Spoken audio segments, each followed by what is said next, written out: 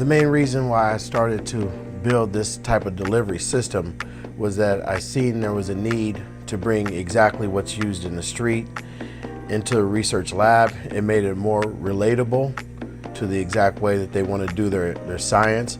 So let's say if people are smoking e-vape, we need that version.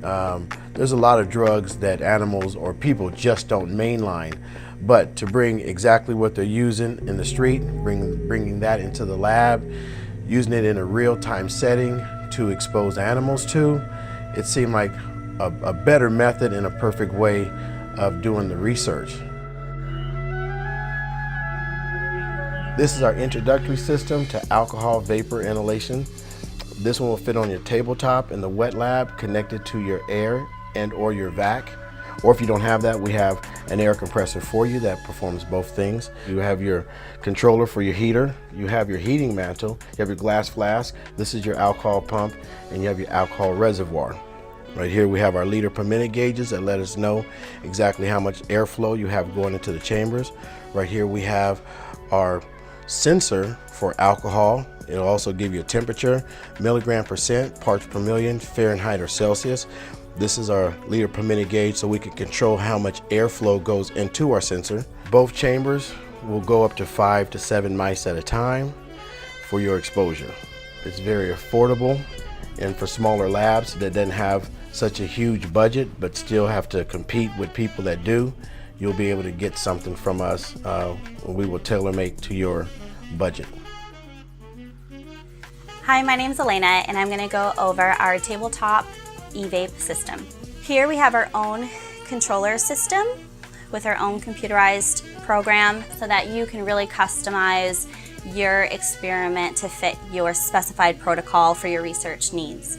Our controller is going to talk with our mod box, and that's really going to trigger the amount of vapor that's going to head through your system, and that is going to be exposed to your animals. The air going through is regulated by our liter per minute gauge, and as the air travels through your system, it gets pre-scrubbed through a HEPA filter before leaving out the house vac.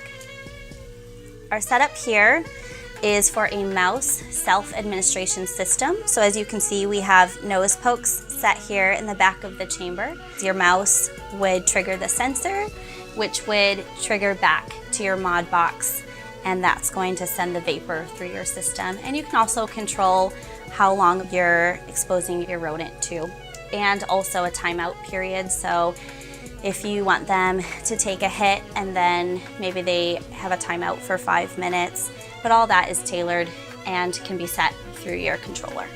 This is also customizable if you need a specific spot for your nose pokes to go, or maybe you want lever presses instead. That's certainly something that we can work with you to really tailor this to fit your research needs.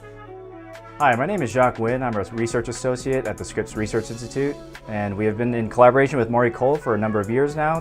One of the primary behavioral methods that we utilize in our lab is the self-administration model. A lot of people are familiar with the intravenous self-administration model, but what Maury's developed here for us is essentially a self-administered system for vapor inhalation.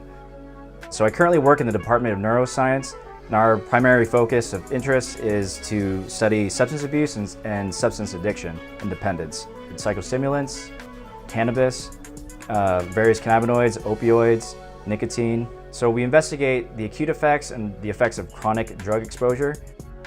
So using Maury's method, we can essentially capture the natural progression from early addiction all the way down to late dependence.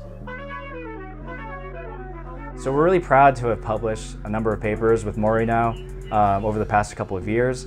One involving vapor delivery of cannabinoids, including THC, as well as another paper published really involving the vapor delivery of psychostimulants, such as methamphetamine and synthetic cathinones.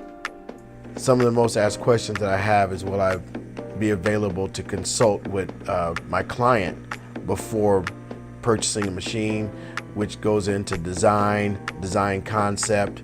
So a lot of my consultation is over all of that. For the past 30 years, I've done vaporization of alcohol at the Scripps Research Clinic. In the past 17 years, I've owned my own company doing alcohol vapor and e-vape. The thing about Maury is that he delivers. And so lots of people in science have great ideas. They might have complicated things they want to do.